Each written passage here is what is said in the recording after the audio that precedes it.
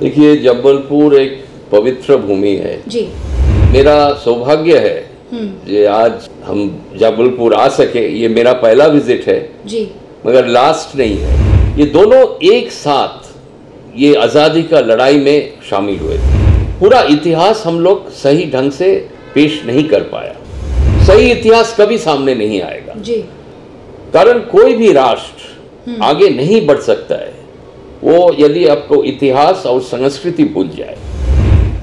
पता नहीं क्या कारण है, कांग्रेस का जो लीडरशिप नेतृत्व जो था दिल्ली में, नेताजी का बारे में कुछ भी कागज, कुछ भी दस्तावेज इसको दबाया रखा है, छिपाया रखा है। तो माननीय प्रधानमंत्री नरेंद्र मोदी जी जापान की प्रधानमंत्री को लिखे, ये 3 फाइल आप सार्वजनिक करके हम लोग को दीजिए और डीएनए टेस्ट संभव हो तो ये करना चाहिए। उस टाइम कांग्रेस का जो नेतृत्व था, ये भी बहुत ये अहम मुद्दा है।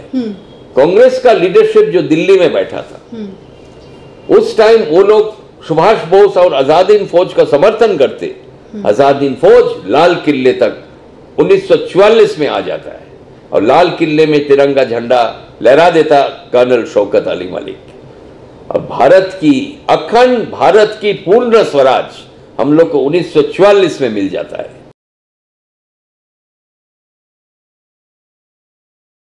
नमस्कार, मैं सिमरन आप सभी का स्वागत करती हूँ। जब भी बात होती है 2 लाइनों की कि तुम मुझे खून दो मैं तुम्हें आज़ादी दूंगा, तो बच्चा बच्चा हमारे भारत देश का गर्व महसूस करता है, क्योंकि ये जो पंक्तियाँ थी सुभाष चंद्र बोस जी ने कही थी और जिस टाइम कही थी तो बच्चा बच्चा भारत के लिए मर मिटने के लिए तैयार रहता था। आज बड़े ही गौरव की बात है कि हमारे जबलपुर शहर संस्कारधानी में नेताजी की 125वीं जयंती के अवसर पर उनके पोते यहाँ पर आए हुए हैं। तो आइए उनसे मिलते हैं और साथ ही साथ जानते हैं उनके दादाजी के बारे में और उन्हें हम बताएंगे हमारे जबलपुर शहर के बारे में। बहुत बहुत स्वागत है आपका हमारे इस कार्यक्रम में। नमस्कार। कैसा फील होता है जब दादाजी का नाम लिया जाता है पूरे हिंदुस्तान में, तो और साथ ही साथ आपके परिवार में कैसा माहौल रहता है? देखिए, जबलपुर एक पवित्र भूमि है जी। इस भूमि में मेरा दादाजी शरद चंद्र बोस, उनका छोटे भाई नेताजी सुभाष चंद्र बोस, दोनों सियोनी जेल में ये 1932 साल में ब्रिटिश दोनों को सियोनी जेल में डाला था और मेंटल फिजिकल टॉर्चर भी किया हुआ था जी। तो ये मेरा सौभाग्य है कि आज हम जबलपुर आ सके। ये मेरा पहला विजिट है जी, मगर लास्ट नहीं है, पहला है, हम फिर आएंगे। एक तो है जबलपुर जेल जो इतिहास का पन्नों में लिखा गया है, सेंट्रल जेल। उसके बाद ये त्रिपुरी कांग्रेस जी, इधर ही त्रिपुरी में मना हुआ था इलेक्शन में, चुनाव में नेताजी सुभाष चंद्र बोस ने चुनाव में शामिल हुए थे जी। उस टाइम महात्मा गांधी, उनका भी एक उम्मीदवार को ये चुनाव में खड़ा किया था, पट्टभी सीतारमैया जी।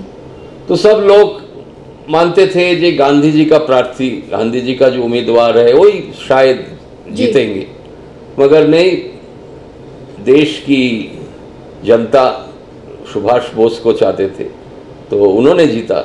एक तरफा जीत हुई थी, एक तरफा हुआ था।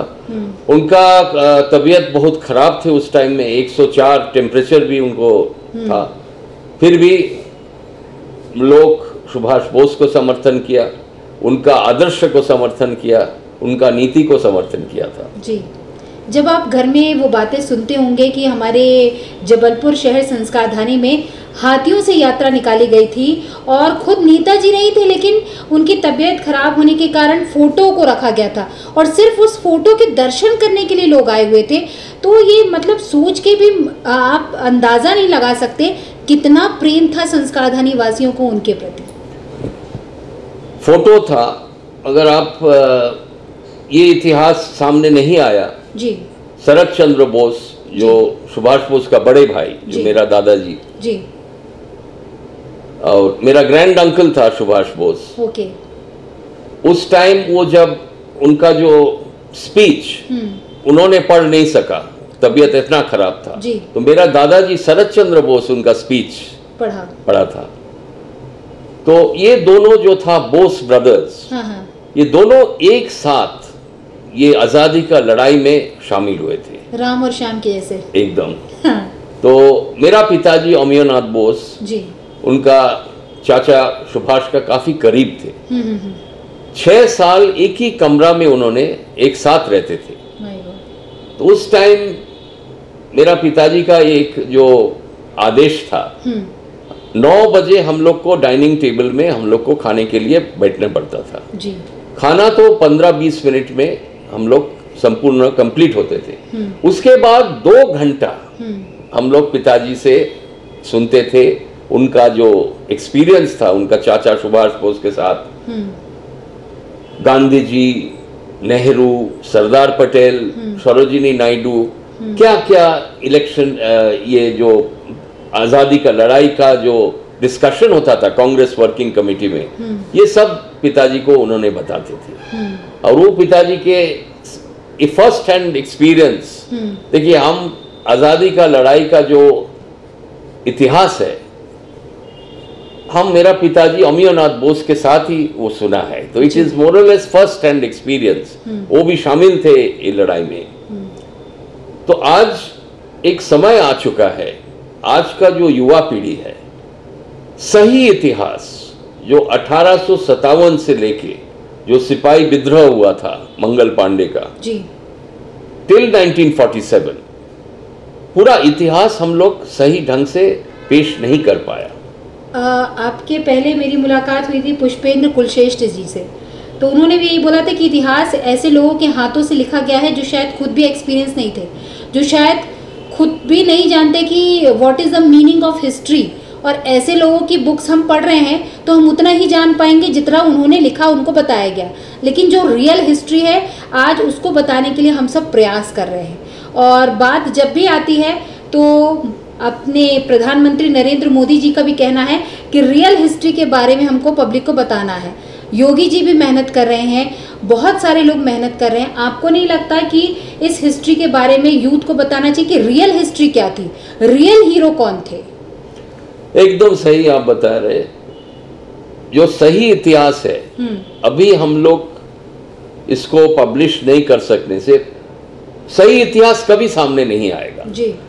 आज का जो पीढ़ी है ये हम लोग फिर भी कुछ जानते हैं, नेक्स्ट जो जनरेशन आएगा उसको तो इतिहास और पता ही नहीं चलेगा, जो लिखा है वही उसको मानने पड़ेगा। देखिए इतिहास जो लिखा है ये कुछ डिलिबरेट डिस्टॉर्शंस भी है, ये सही है, वो लोग सब पूरा इतिहास नहीं जानते हैं, ये एक बात है। मगर सेकंड जो मुद्दा है, जो अहम मुद्दा है, ये डिलिबरेटली इसको दबाया गया है, छिपाया गया है, तो ये सामने आना चाहिए। कारण कोई भी राष्ट्र आगे नहीं बढ़ सकता है वो यदि आपको इतिहास और संस्कृति भूल जाए। तो इस बारे में माननीय प्रधानमंत्री नरेंद्र मोदी जी के साथ मेरा कुछ बातचीत हुआ था, तो उन्होंने भी ये माना ये सही इतिहास उनका सरकार, एनडीए सरकार लिखित करके ये पब्लिश करना चाहिए। और बुक ट्रस्ट ऑफ इंडिया और एनसीईआरटी जो स्कूल कॉलेज का टेक्स्ट बुक बनाते हैं, ये लोग को दायित्व लेना चाहिए ये इतिहास, सही इतिहास लिख के स्कूल कॉलेज टेक्स्ट बुक्स में दिया जाए जी। तब जाके आज का जो युवा है सही आजादी का लड़ाई का इतिहास जानने बहुत सारी का मौका मिलेगा, बहुत सारे परते खुलेंगे। लेकिन इससे क्योंकि ऐसा क्या है कि जो रियल हीरो है वो अभी तक पिक्चर के बाहर है, जब वो पिक्चर में आएंगे तो कहीं ना कहीं युवा एक आक्रोश भी आएगा कि अभी तक जो हमारे रियल हीरो थे जिन्होंने आज़ादी के लिए अपना सर्वस्व निछावर कर दिया, इनको अभी तक क्यों छुपाया जा रहा था? सवाल ये है सबसे पहले।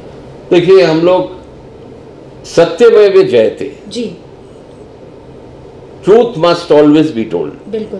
तो ये जब हम लोग का मोटो है जी, महात्मा गांधी भी इनको मान्यता दिया था, तो ये पालन करना है तो आपको सच्चाई सामने लाना है, बिल्कुल। सच्चाई सामने नहीं लाने से इसका माने क्या होता, आप भारत का जो संस्कृति है, जी। भारत का इतिहास है, इसको हाँ विरासत है, इसको आप छिपाने का कोशिश कर रहे हैं। बिल्कुल क्राइम है ये तो। ये एकदम क्राइम है। और क्यों कर रहे हैं, ये भी प्रश्न आ रहे हैं, ये ऐसा क्यों किया जा रहा है।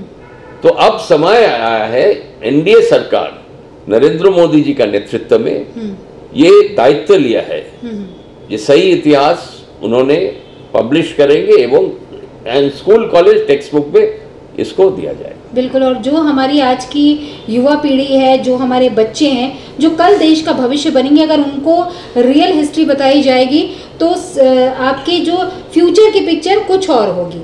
बात नेताजी की करते हैं। जबलपुर शहर में सेंट्रल जेल में उनकी कई चीज़ें रखी हुई हैं। यहाँ पर त्रिपुरी अधिवेशन हुआ था 1939 में और उसी की याद में एक यहाँ पर स्मारक भी बनाया गया है। लेकिन कई लोग ये जो त्रिपुरी अधिवेशन है इसको त्रिपुरा से जोड़ देते हैं। तो मैं चाहूँगी जितने लोग आपको सुन रहे हैं और देख रहे हैं, थोड़ा इसे क्लियर कर दें कि त्रिपुरी अधिवेशन का संबंध त्रिपुरा से नहीं बल्कि जबलपुर शहर की संस्कारधानी से है। देखिए, ये जो त्रिपुरा के साथ त्रिपुरी का जो कंफ्यूजन है जी, ये उनका ये दोष नहीं है जी। ये दोष है जो इतिहास पढ़ाता है, जो इतिहास लिखा है, ये उनका रिस्पॉन्सिबिलिटी है जी। तो ये दायित्व आज जो इतिहास को लेके जो चर्चा करता है इनका दायित्व है जो सही इतिहास अब लिख के दीजिए जी। त्रिपुरी जबलपुर में है, ये तो स्पष्ट होना चाहिए। त्रिपुरा से कोई मतलब नहीं है। और त्रिपुरी एक इतना अहम एक जो इलेक्शन था, चुनाव था, नेताजी का जो आगे का रास्ता ये त्रिपुरी से उन्होंने तय किया था। बिल्कुल। उन्होंने देखिए, उन्होंने जो कांग्रेस जो राष्ट्रपति पोजीशन से उन्होंने रिजाइन किया, ये खाली महात्मा गांधी व नेहरू के साथ जो डिफरेंस ऑफ ओपिनियन था इसके कारण नहीं था। उन्होंने स्पष्ट, उनका मन में ये स्पष्ट हो गया था कि कांग्रेस का जो लीडरशिप है ये देश की आजादी का लड़ाई में ये सक्सेस नहीं हो सकता है।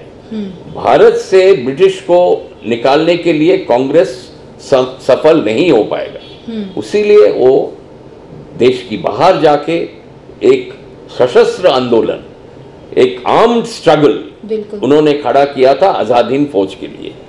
देखिए, 1857 था आजादी का लड़ाई का शुरुआत, जो मंगल पांडे का आंदोलन था। इसका बीच में काफी लोग बलिदान दे चुका है। शहीद भगत सिंह, खुदीराम बोस, बिनोय बादल दिनेश, राजगुरु, चंद्रशेखर आजाद, बट इनका भी इतिहास सही ढंग से हम लोग सामने नहीं ला सका। बच्चे कहते हैं कि वो क्रांतिकारी थे। क्रांतिकारी का मतलब ये नहीं था, वो लोग एक्चुअली शस्त्र उठाते थे तो इसका मतलब है कि वो क्रिमिनल थे। कुछ बच्चों की मेंटालिटी ये रहती है कि नहीं वो तो क्रिमिनल थे। नहीं, क्रांतिकारी वो भी तो देश के लिए अपना खून बहा रहे थे। भले ही वो शस्त्र उठाते थे ब्रिटिश सेना के खिलाफ, लेकिन वो यूनिटी तो थी कम से कम। किसी ने तो अपना एक साहस दिखाया था। क्या कहेंगे आप? देखिए, नेशनल हीरोज है। बिल्कुल। ये लोग कोई टेररिस्ट नहीं है, ये लोग नेशनल हीरोज है, क्रांतिकारी लोग है। इनका आंदोलन नहीं होने से, देखिए, इनका आंदोलन से ब्रिटिश पूरा जो उधर इधर एम्पायर चला रहा था, बहुत भयंकर प्रभाव इस आंदोलन के लिए पड़ा था। देखिए, महात्मा गांधी का जो अहिंसा आंदोलन था, इनका भी प्रभाव था। कुछ लोग बोलते हैं महात्मा गांधी का कोई इम्पैक्ट नहीं था, ये गलत है। मगर फाइनल इम्पैक्ट, जो फाइनल लड़ाई, फर्स्ट लड़ाई था मंगल पांडे का सिपाही विद्रोह आंदोलन, बीच में क्रांतिकारी लोग बलिदान दिया था। उसके बाद महात्मा गांधी का अहिंसा आंदोलन था। मगर शेष लड़ाई जो था, जो फाइनल लड़ाई बोला जाता, वो था आजाद हिंद फौज की लड़ाई, सुभाष चंद्र बोस का नेतृत्व में। कहीं ना कहीं आज आर्मी आज़ाद हिंद फौज को सलाम करती है कि किसी ने तो एक ऐसी पूरी आर्मी बनाई थी, एक ऐसी सेना बनाई जो देश के लिए मर मिटने के लिए तैयार था। उसको देखते हुए बच्चों में वो जज्बा आता था।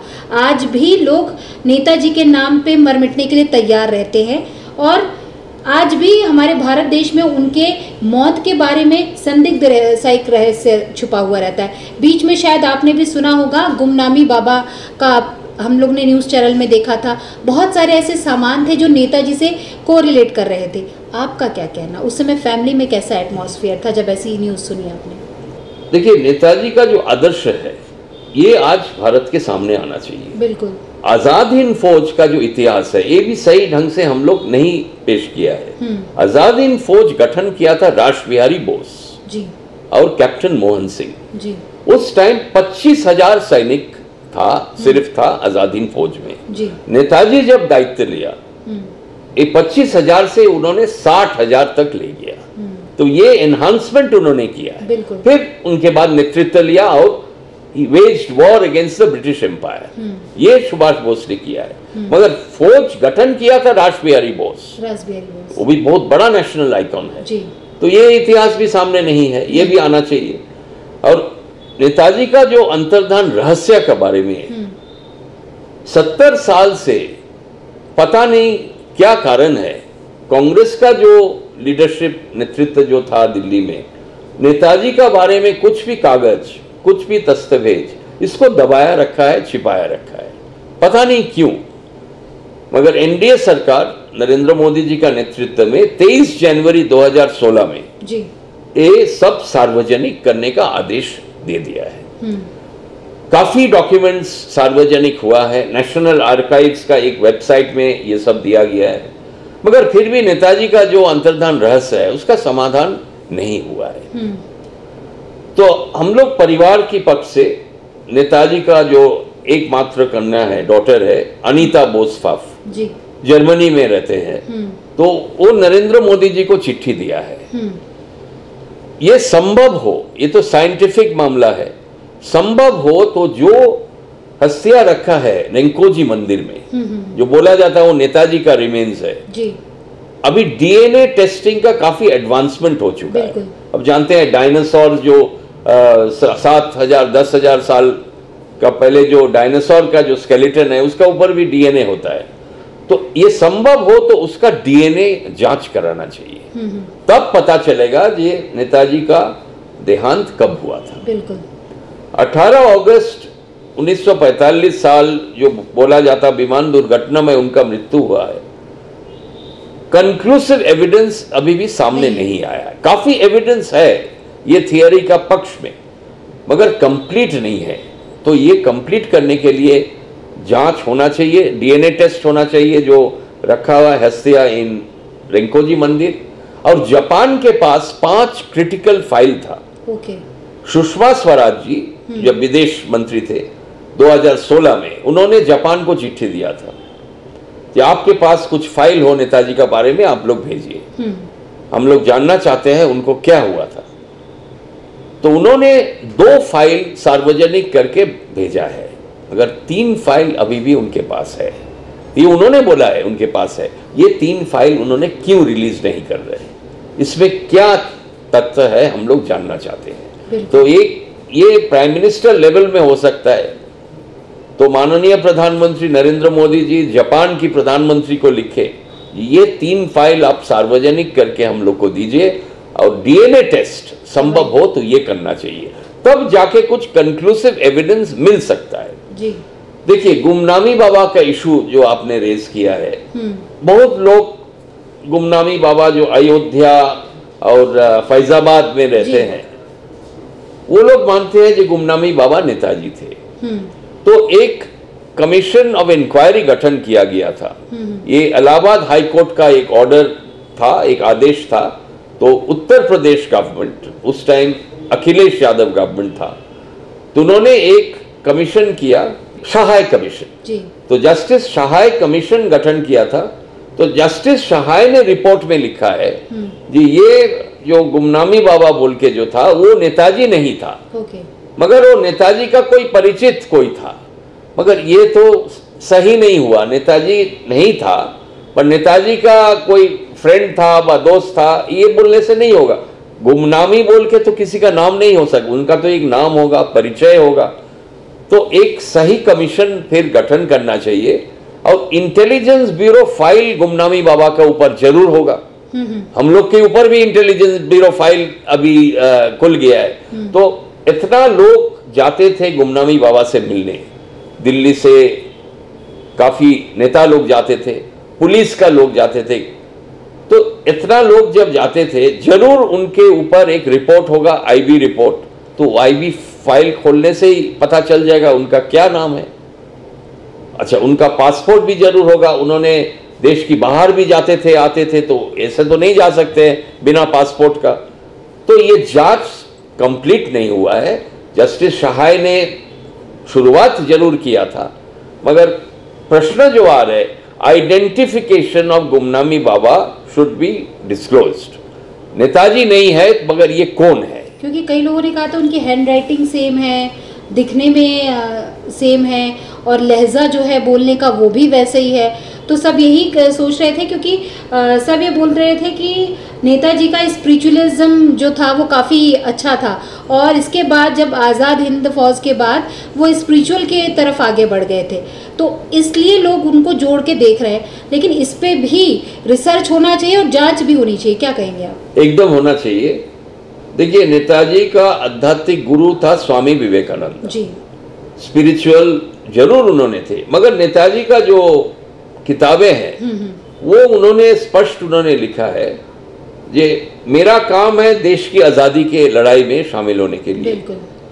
उन्होंने एक गुरु के लिए घर छोड़ के भी चले गए थे जब 13 साल के थे, मगर वो वापस आ गया।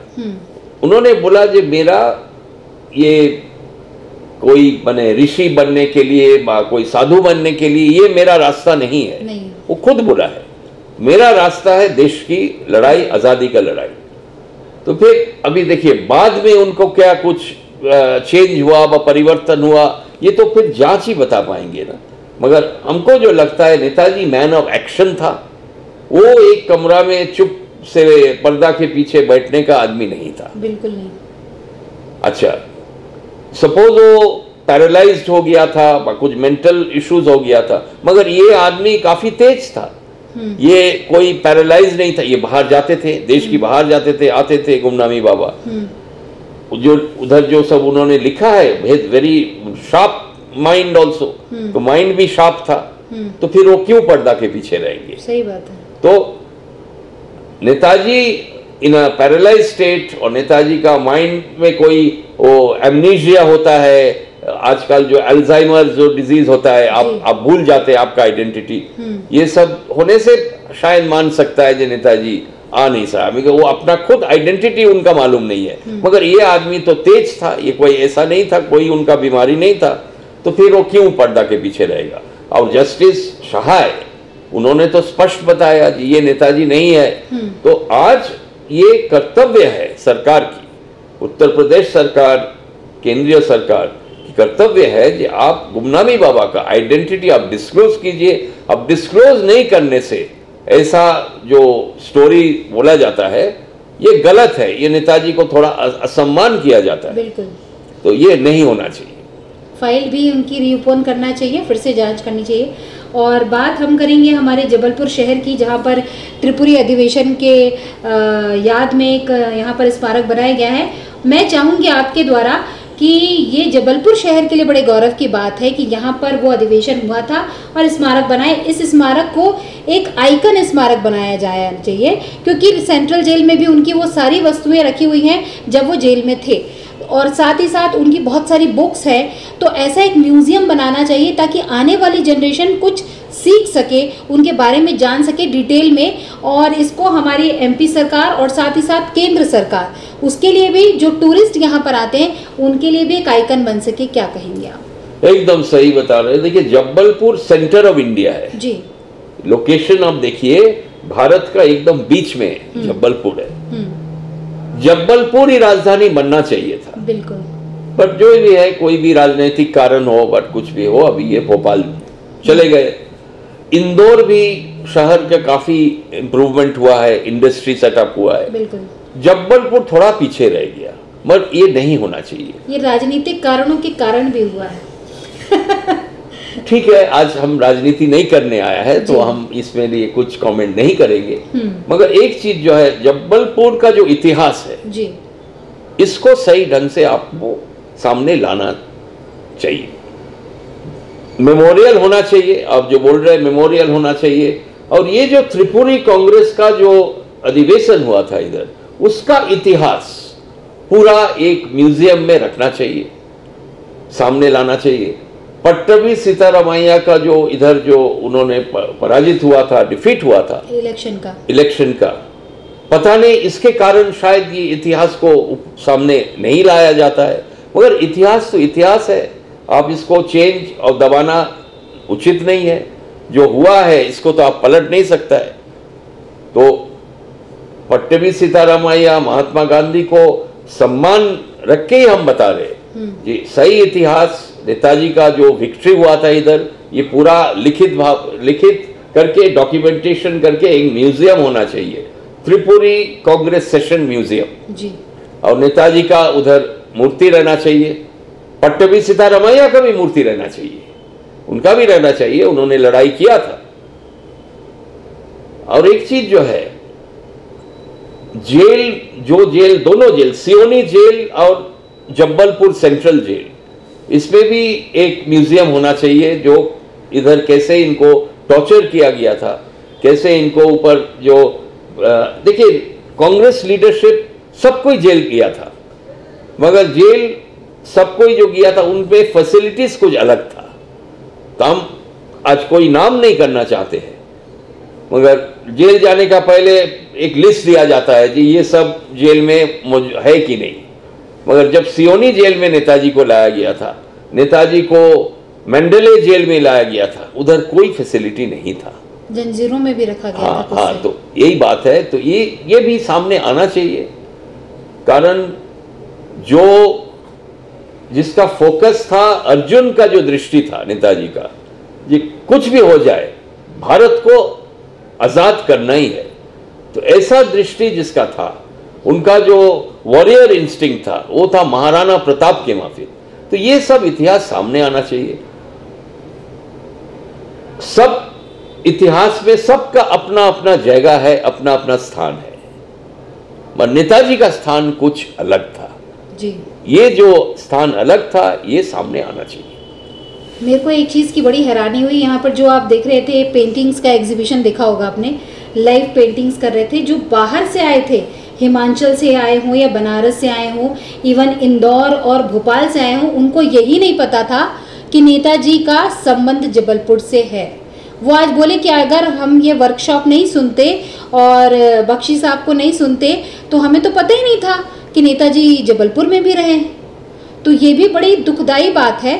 और आपको क्या लगता है, ये जो 125वीं जयंती में पहला प्रोग्राम जो है कलकत्ता में हुआ, फिर जबलपुर शहर में हुआ, ये कंटिन्यूटी होनी चाहिए कि नहीं होनी चाहिए? और ये एक तरीके से जो कल्चरल को हम आगे बढ़ा रहे हैं, पेंटिंग्स के माध्यम से हम नेताजी के जीवन के बारे में बता रहे हैं, उनके बर्थ से लेके उनकी फैमिली के बारे में, और साथ ही साथ उन्होंने क्या क्या किया, इसको हम पेंटिंग्स के माध्यम से जो बता रहे हैं, तो आने वाली युवा पीढ़ी पर उसका कितना असर पड़ेगा? देखिए, आज का जो युवा पीढ़ी है, इनको ज़्यादा समय नहीं है। बिल्कुल। अभी इलेक्ट्रॉनिक एज है, एरा है, सब डिजिटल एरा है। तो नेताजी का पूरा जो लाइफ एंड टाइम्स है, ये डिजिटल माध्यम में और आपका फिल्म व मूवी का माध्यम में आज का पीढ़ी को हम दिखा सकते हैं, तो ये ज़्यादा बेहतर रहेगा, अट्रैक्टिव रहेगा उनके लिए।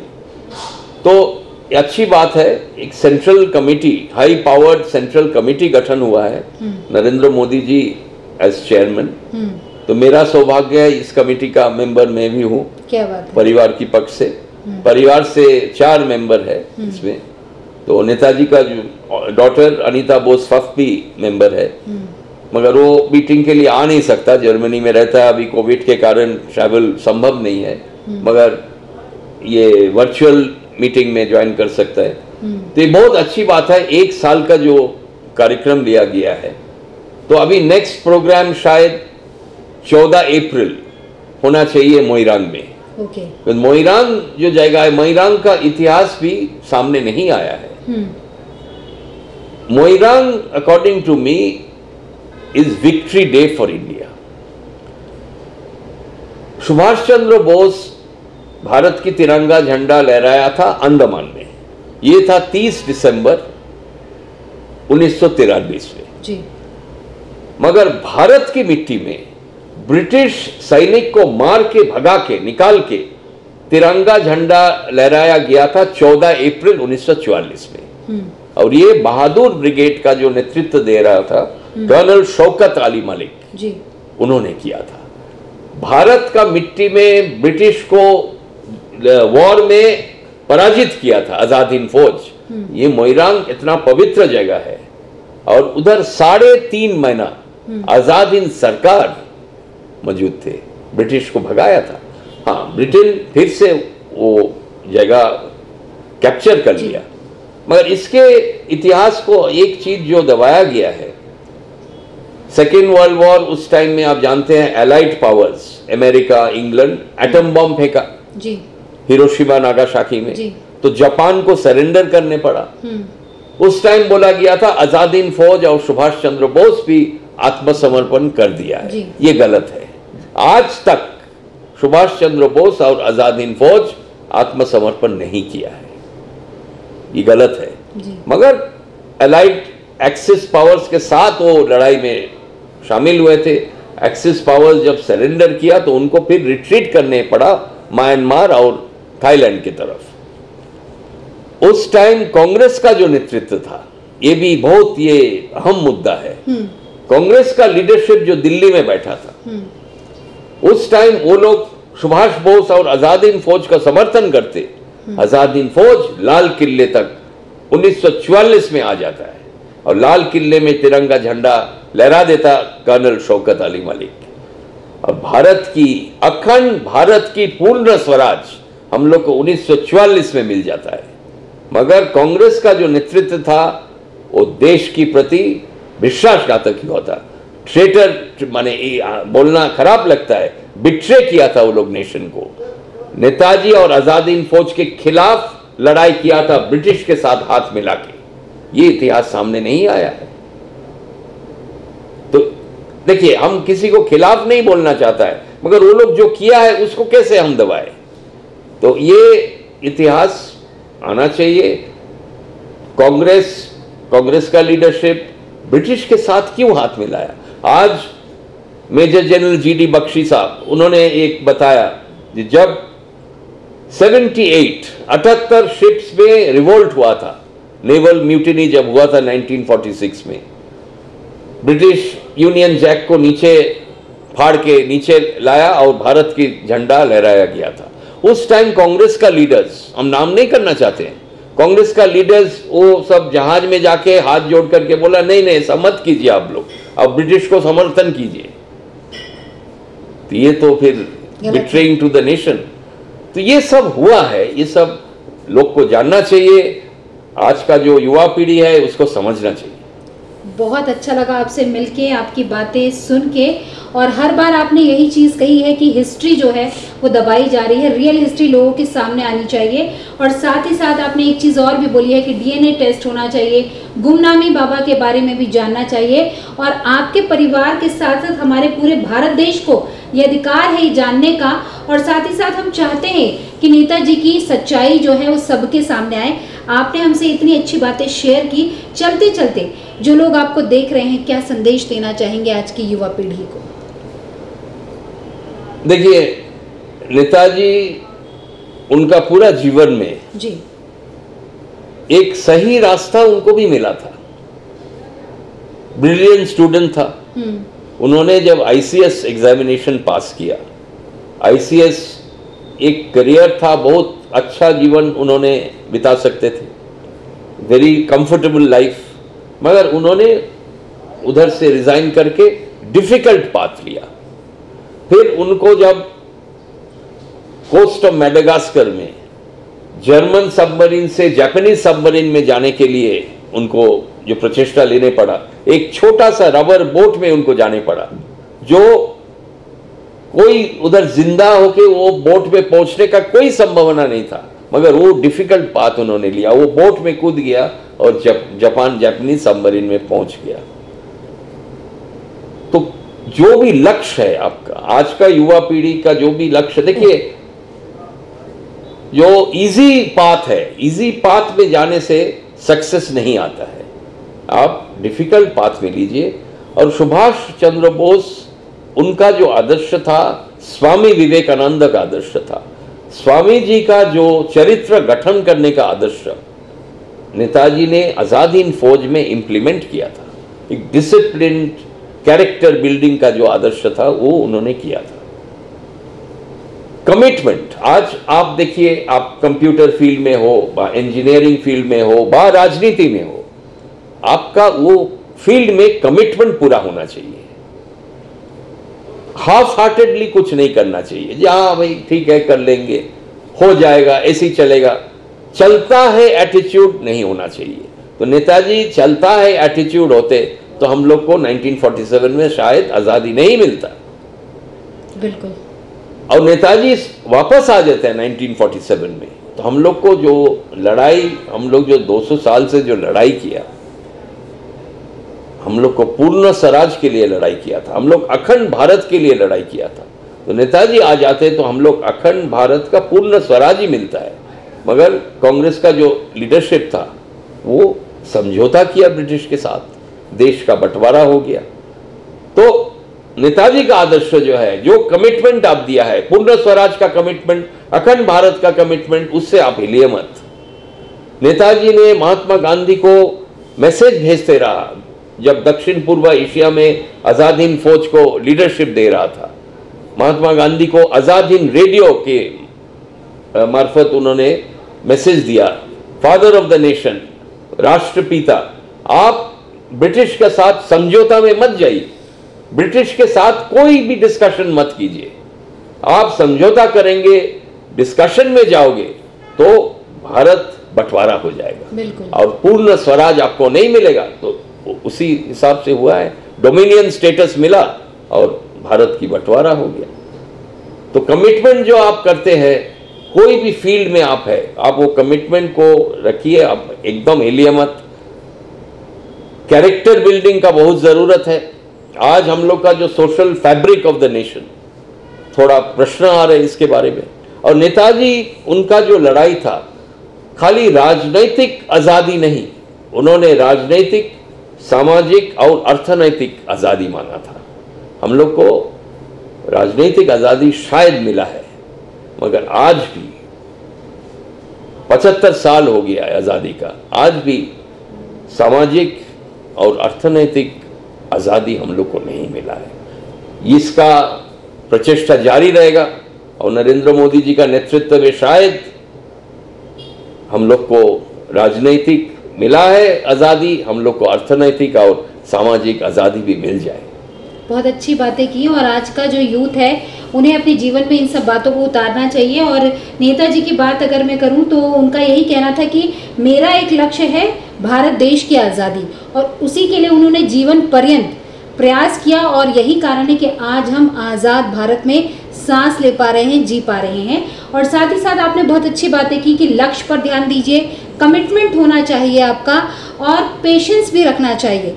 और आप किसी भी काम को टाल के मत कीजिए, दिल से कीजिए, पूरे दिल से कीजिए। जब आप पूरे दिल से करते हैं तो उसका रिजल्ट भी बहुत अच्छा मिलता है, लेकिन जहां आप टाल के करते हैं उसका रिजल्ट भी उतना ही अधूरा रहता है। आपका बहुत बहुत धन्यवाद, हमसे इतनी अच्छी बातें की, नेताजी के बारे में बताया, हिस्ट्री के बारे में बताया। और हम चाहेंगे कि जैसा प्रधानमंत्री नरेंद्र मोदी एक सपना देख रहे हैं अखंड भारत का, और साथ ही साथ विश्व गुरु के पटल बना दिया उन्होंने, विश्व गुरु के पटल पे ला दिया। आज हम पूरे भारत देश को गर्व होता है जब हम विश्व गुरु माने जाते हैं। और हमारी जो संस्कृति, हमारी जो विरासत इतनी प्राचीन है और लगातार चली आ रही है। और हम संस्कारधानी वासी इसलिए गौरवान्वित हैं क्योंकि हमारे संस्कारों को देखकर विनोबा भावे जी ने हमें संस्कारधानी के नाम से नवाजा। साथ ही गर्व है कि नेताजी का हमारे ऊपर आशीर्वाद रहा। और ऐसे ही आप हमारे जबलपुर शहर आते रहिए, और साथ ही साथ ये जो ज्ञान का आपके पास पिटारा है, थोड़ा थोड़ा हम सभी पर डालते रहें। Thank you. नमस्कार। नमस्कार।